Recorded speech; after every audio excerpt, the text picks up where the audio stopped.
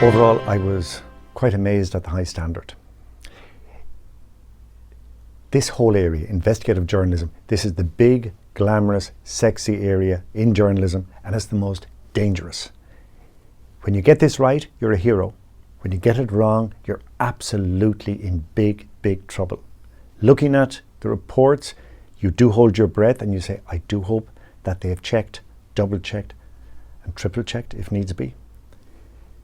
The entries that we were looking at showed the development of investigative journalism over the last 5 to 10 years. This was, for me, an exceptional performance.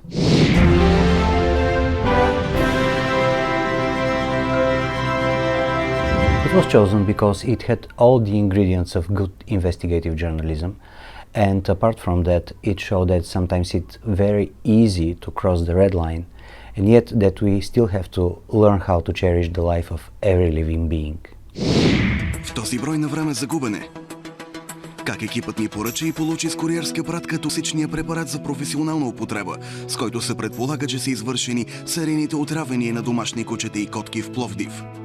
Как ще действат компетентните органи след предаването на резултатите от журналистическото ни разследване в районна прокуратура Пловдив и трето управление на МВР?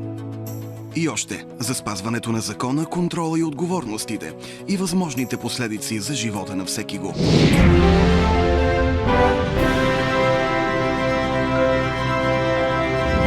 Here was a story that was about, to an extent, the small guy,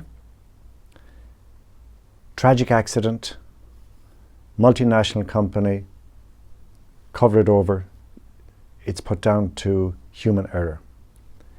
Over a 30-year period, it's an investigation. It's like watching a movie. It was like peeling back an onion, and each layer gave us a new insight. And we finished up with a very, very thorough film that told us the story of how one man lost his life, was wronged, but was part of a process that made Norway one of the richest countries in the world. Politicians, unions and industries wanted oil and gas ashore.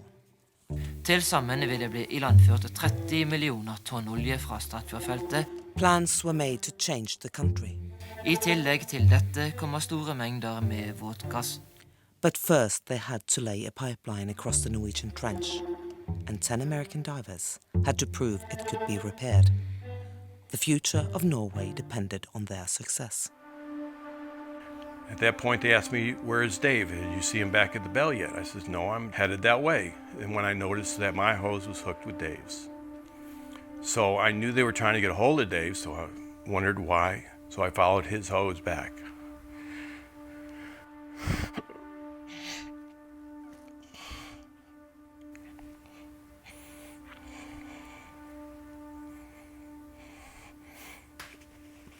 Excuse me a second.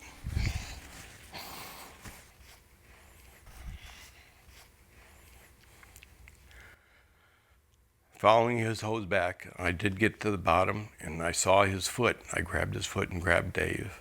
At that point, I looked in his eyes and